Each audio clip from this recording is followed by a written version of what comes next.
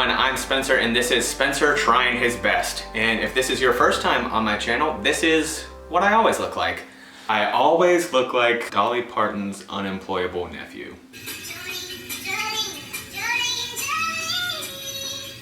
I feel like this is like what Thor would look like if he went through like a bad breakup and tried to cut his own bangs. I actually have this because my life, as you might be able to tell, is kind of a mess right now. My wife and I just moved into a new place. This is our spare room where we pretty much just put all this stuff that we haven't unpacked yet and just basically thrown a lot of random stuff in here. I have a Christmas tree stand right here. Why is that in here? I don't know. Doesn't really make any sense, but that's where it is for now. I had this really grand vision when we started the moving process that we were just gonna put everything into like neatly labeled boxes, and then when we came to the new place, everything would just be able to go right where it needed to be and we would be able to unpack it so easily. And clearly that hasn't really happened. So this is where we are now. We have picture frames and backpacks and a Pac-Man pillow. And what is this? I don't know. What is this thing? I don't know what this is. So as I started thinking about my failed moving abilities, I kind of realized that I have the same ideas when it comes to my creative process. And for me, that's writing.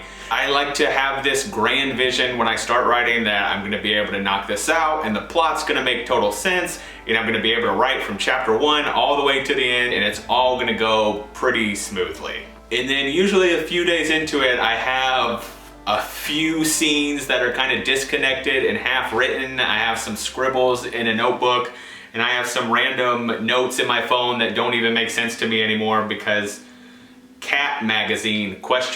Is an idea that I woke up at 1 a.m. and typed into my phone really quick before I forgot, and I was convinced that it was going to be a bestseller, and then it wasn't.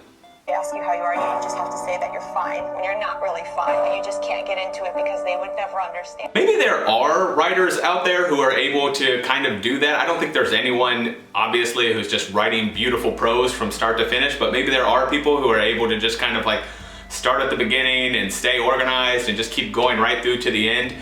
I have seen evidence of that. I think there's like, people who like post photos on Instagram and writers who kind of like take a snapshot of their wall and they have this big beautiful cork board that has all these colorful index cards on it and they're like plotting my next novel. What is on those index cards? Seriously, I do not know. If someone gave me a stack of index cards and told me to like plot my book on the wall, it would look like the motel room that guy had in the movie Memento, where it's just like a weird map, notes that don't really make any sense, some like Polaroids with strings connecting them, weird tattoos on my body probably. All this to say, recently I've been learning how to kind of embrace the mess, especially as I've been living amongst it, and especially now in this time in our society where it can be very challenging to create stuff. It can be hard to work up that emotional and mental energy. I'm realizing for me that part of creating is making a mess, right? I don't get it right the first time or the second time. I don't even know what I want to say necessarily the first time or the second time. I have to walk around a bit. I have to flip some stones over and let the bugs scurry out and kind of dig in the mud. One of my favorite writers, Nina LaCour, has this kind of very basic concept that she lives by with her writing process, and it's some words on most days.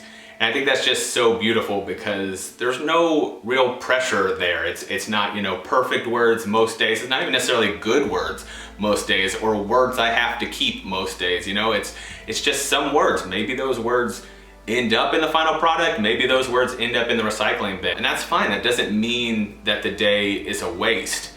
I think there's a very easy trap to fall into in our society of this kind of like hustle porn is what I call it. You constantly have to be hustling, right? You're gonna wake up at 5 a.m., you're gonna go run 3 miles, you're gonna drink coffee for breakfast, lunch, and dinner, and you're gonna produce, amazing content after amazing content, and you're gonna gain all these followers, and it's just not sustainable. You can maybe do that for a day, you can have a good day, you can maybe even have a good week, but you can't do that for a year.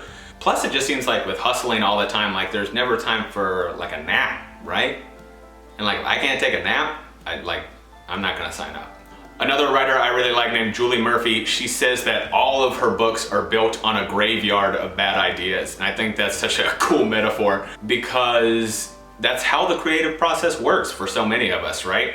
We don't necessarily know it at the time, but some days we go in to do the work and all we're doing is digging a grave, right? You know, all we're doing is creating a body that we're eventually gonna throw into the ground that isn't a waste, it just serves as a foundation for when we actually build something that we really truly like. There are no wasted days in the creative process. So all that to say is I encourage you to embrace the mess. Whether you're doing dancing or photography or comedy or writing like me, every day is not gonna be beautiful. You're gonna have more ugly days than beautiful days, I can assure you. I know it's very easy for me to scroll through writing hashtags on Instagram and see just like, you know, beautiful laptops or notebooks set up by flowers or nice cups of coffee or notebooks with all these beautiful colored pens. But if you pan out, like that's just not what day to day looks like. A lot of times we're just playing in the sandbox, right? We're just digging around in the dirt, trying to figure out what we want to do. So embrace the mess and just do a little bit most days. Take one step forward day after day, and then bird by bird, you get to where you want to go. Every day that you get some words, or you take some photos, or you do some painting is a good day. So just go out and enjoy.